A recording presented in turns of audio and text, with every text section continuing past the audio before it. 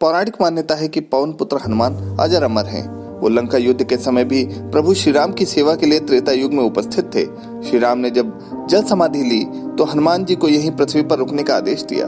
तब से माना जाता है कि हनुमान जी पृथ्वी पर ही वास करते हैं। द्वापर युग में जब उनको पता चला कि उनके ही प्रभु श्री कृष्ण के अवतार में पृथ्वी पर दोबारा अवतरित हुए हैं तो वो अत्यंत प्रसन्न हुए। कहा जाता है कि महाभारत के युद्ध के समय भगवान श्री कृष्ण की इच्छा के अनुरूप बजरंगबली अर्जुन के रथ की ध्वजा पर विराजमान रहे। इससे जुड़ा एक प्रसंग आनंद रामायण में मिलता है, जिसमें हनुमान जी अर्जुन का घमंड तोड़ते हैं। एक बार रामेश्वर में अर्जुन की मुलाकात हनुमान जी से होती है। दोनों लोग लंका युद्ध को लेकर चर्चा करने लगते हैं। अर्जुन को उस समय स्वयं पर संसार का सबसे बड़ा धनुर्धर होने का अभिमान था।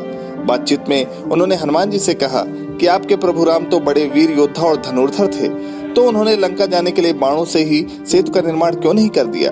इस पर हनुमान जी ने कहा कि बाणों का पुल वानर सेना का भार नहीं सहन कर पाता।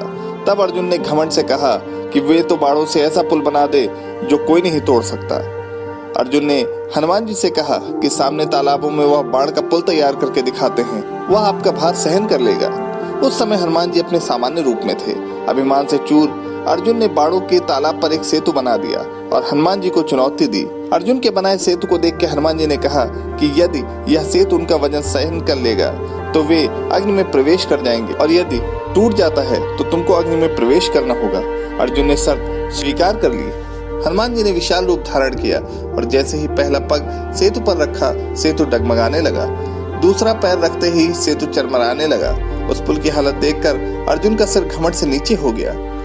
हनुमान जी ने जैसे ही तीसरा पग रखा तो तालाब खून से लाल हो गया। यह देखकर हनुमान जी सेतु से नीचे आ गए और अर्जुन को अग्नि प्रज्वलित करने को कहा। अग्नि प्रज्वलित होते ही हनुमान जी उसमें प्रवेश करने वाले थे, तभी भगवान श्री कृष्ण प्रकट हुए और बजरंगबली को ऐसा करने से रोका। उन्होंने कहा कि हे भक्त श्रेष्ठ, आपके पहले पग में ही यह सेतु टूट गया होता अगर मैं कछुआ बनकर अपनी पीठ पर इसका वजन नहीं सहन कर लेता। तीसरा पग रखते ही मेरी पीठ से खून निकलने लगा। यह सुनकर हनुमान जी बहुत दुखी हुए। उन्होंने भगवान श्री कृष्ण से क्षमा मांगी और कहा कि मैं आपका अपराधी हूँ स्वामी, मेरे कारण आपको बहुत दुख पहुंचा।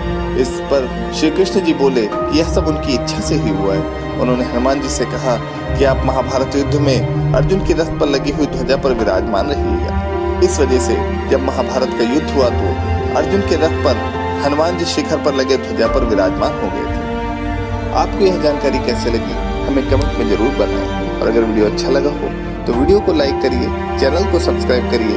मिलता हूँ एक और वीडियो में, तब तक के लिए जय श्री राम।